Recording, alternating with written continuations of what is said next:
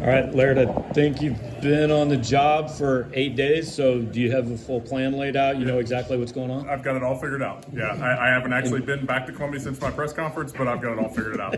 Actually, I started officially last Wednesday, although I was working from Memphis, talking to a lot of staff, doing a lot of things, ended up some family things back there I had to wrap up.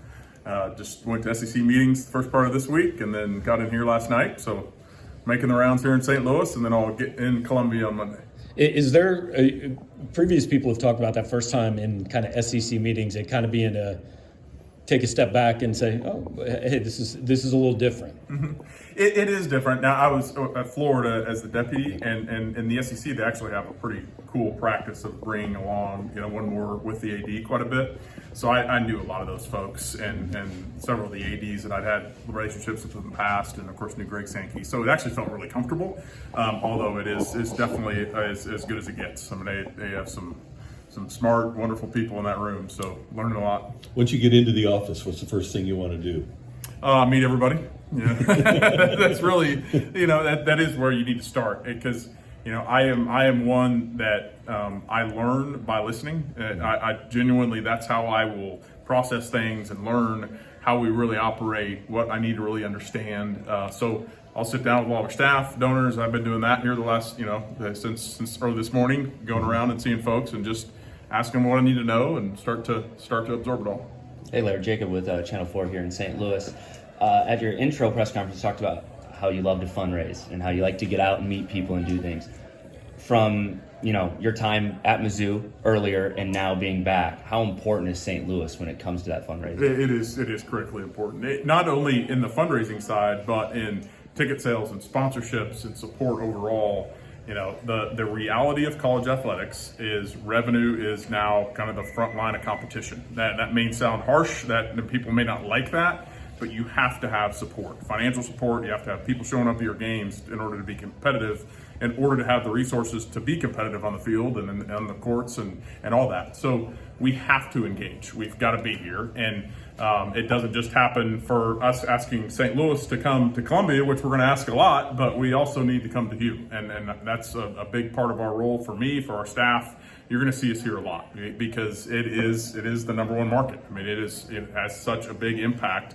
And it's a great sports city. I remember from my time here before, I am proud to say that I am genuinely a converted Cardinals fan. So I grew up in Kansas, so I had a little Royals history, but my time here, I got to see what that was about. And so I know the power of that and what it can be. And we need Mizzou to be St. Louis's college town. That needs the college team. We need that team here to be all about Mizzou.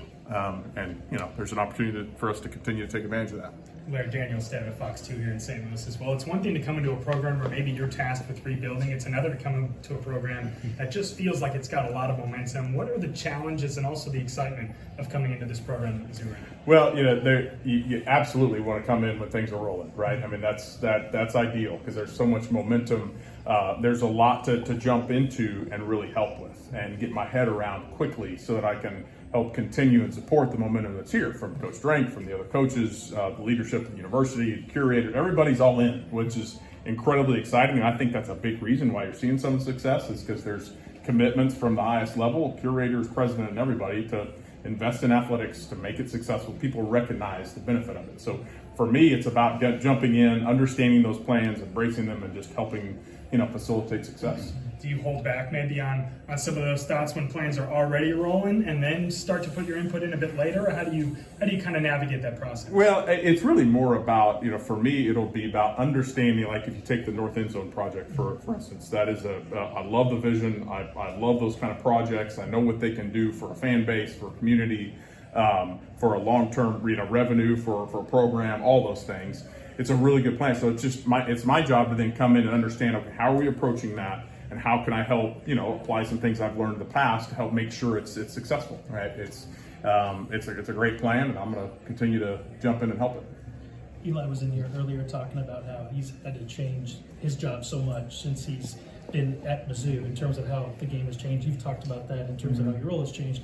When it comes to the transfer portal and how coaches have had to either embrace it or perhaps fail because they didn't How have you observed in getting to know him, how he's operating in it, and he's really pulled, seems like he's pulled more from it than he's lost to it? Yeah.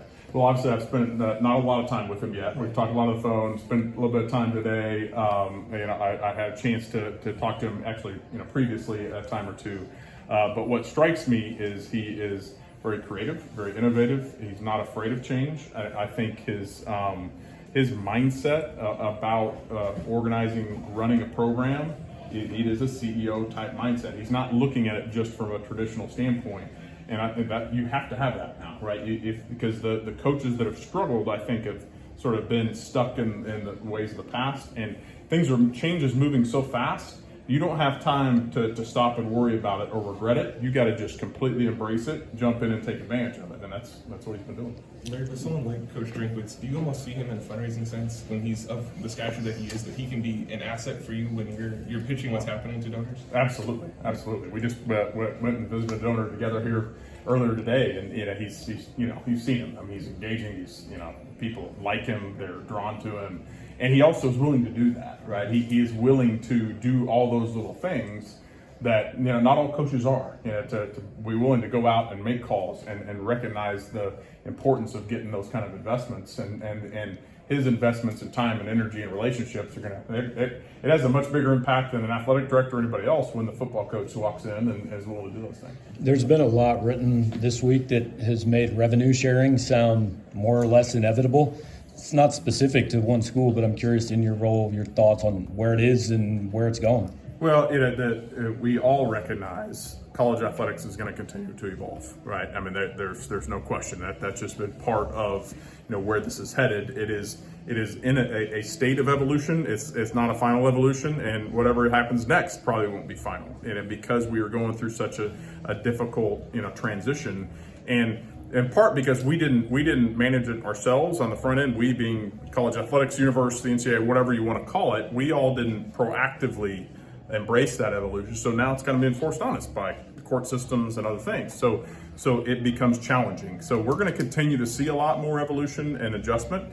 And that's why, back to your question, it's going to be important that we, be willing to embrace those things and recognize that that's part of what we are. The great thing is college football is going to continue, right? The power of SEC football in particular is going to continue at a real high level.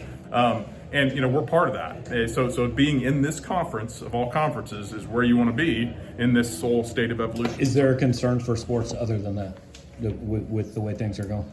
I think there's always concerns about how everybody's going to get impacted. Yeah. So I think you have to. That's part of our responsibility is to recognize those things and make sure that our young people continue to have, not just in football or in men's basketball or in women's basketball, they have to be in other sports too to continue to have those opportunities. So everybody's very conscious of that in the midst of all this change. So we have to continue to try to protect those things. Laird, Greg Palermo with Spectrum here in St. Louis. You were on the other side of bringing an event to St. Louis with the Memphis football game.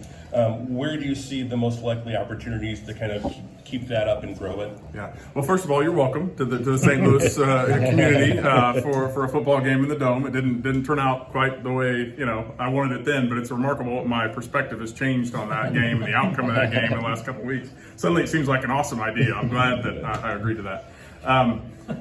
But I also did see the impact of that firsthand. So I was, I walked around the Dome. I saw a lot of tailgates, not just, in the Memphis areas I was in, but others.